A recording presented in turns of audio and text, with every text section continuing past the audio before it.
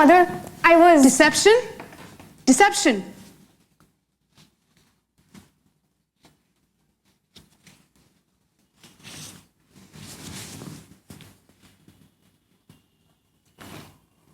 How was the DAR meeting?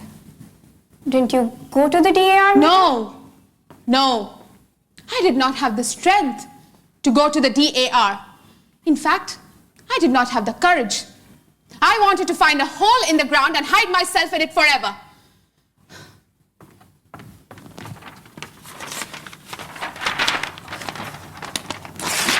Why did you do that, Mother?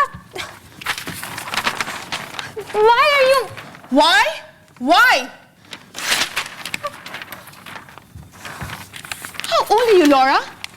Mother, you don't know my age. I thought you were an adult. Seems I was mistaken.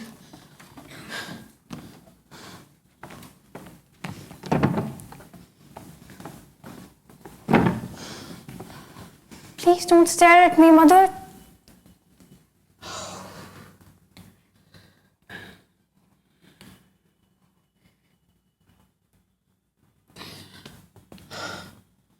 What are we going to do for the rest of our lives? What is going to become of us? What is the future? Has something happened, Mother? Mother, has something happened? I'll be all right in a minute.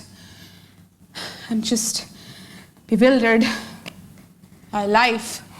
Mother, I wish that you would tell me what's happened. As you know, I was supposed to be inducted into my office at the DAR this afternoon. But I stopped off at Ruby Camp's business college to speak to your teachers about your having a cold and ask them what progress they thought you were making down there. I went to your typing instructor and introduced myself as your mother. She didn't know who you were. Wingfield, she said, we don't have any such student enrolled at our school. I assured her she did, that you had been going to classes since early in January. I wonder, she said, if you could be talking about that terribly shy little girl who dropped out of school after only a few days' attendance. No, I said, Laura, my daughter, has been going to school every day since the past 6 weeks. Excuse me, she said. She took the attendance book out, and there was your name, unmistakably printed, and all the dates you were absent until they decided you had dropped out of school.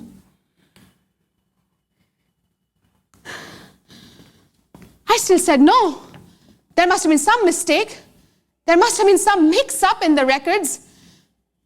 And she said no. I remember her perfectly now. Her hands shook so she couldn't hit the right keys. The first time we gave her a speed test, she broke down completely, was sick at the stomach, and almost had to be carried into the washroom. After that morning, she never showed up anymore.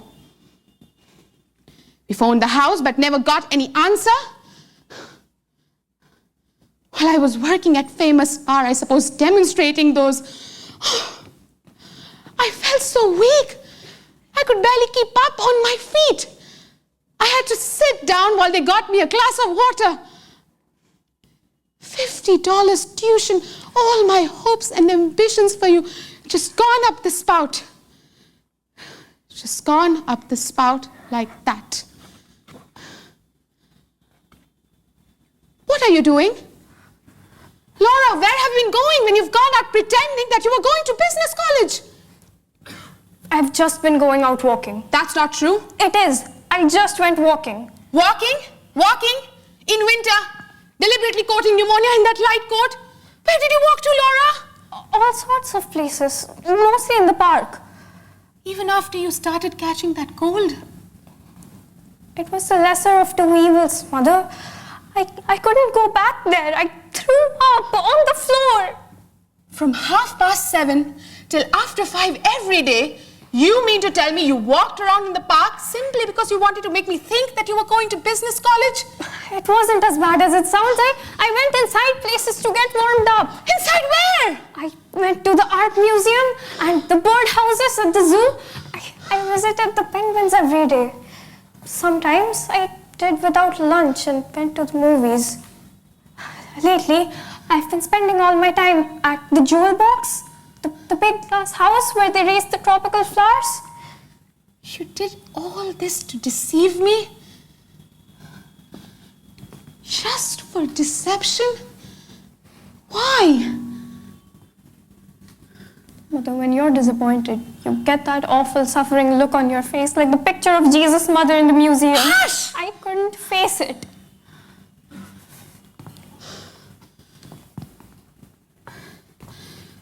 So, what are we going to do for the rest of our lives? Stay at home and watch the parades go by? Amuse ourselves with the glass menagerie, darling? Eternally play those worn-out phonograph records your father left us as a painful reminder of him? He won't have a business career. We've given that up because it gave us nervous indigestion. What is there left but dependency all our lives?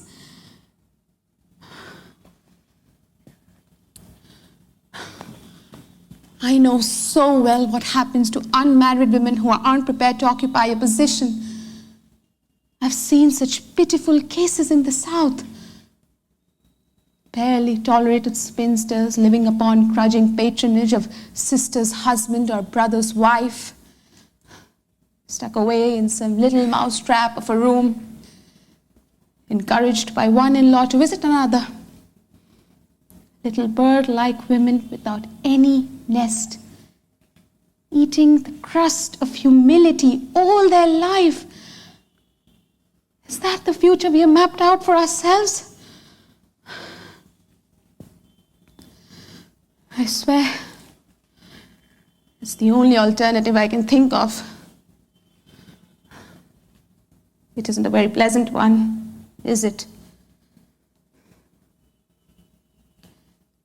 Of course, some girls do marry.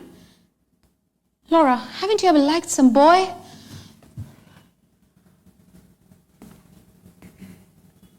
I liked one once. I came across his picture a while ago. He gave you his picture? No, it's in the yearbook. Oh, a high school boy. Yes. His name was Jim. Here he is in the Pirates of Penzance. The what? The operetta the senior class had put on.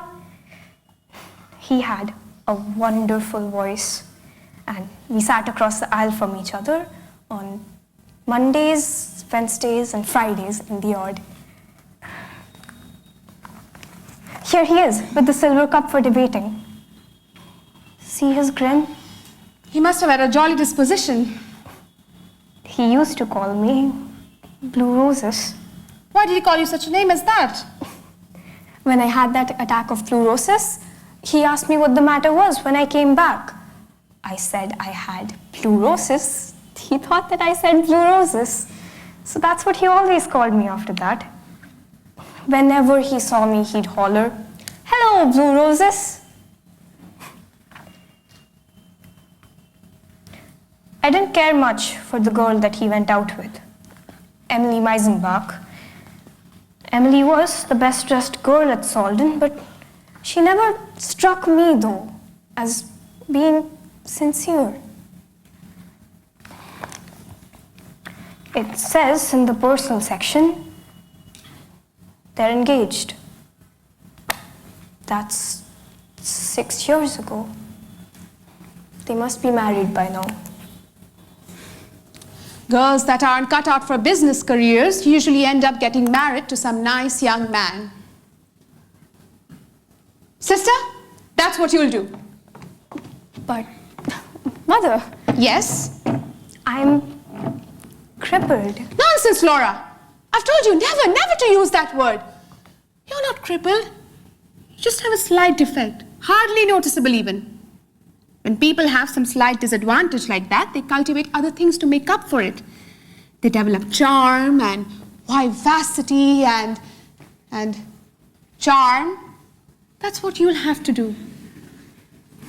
One thing your father had plenty of was charm.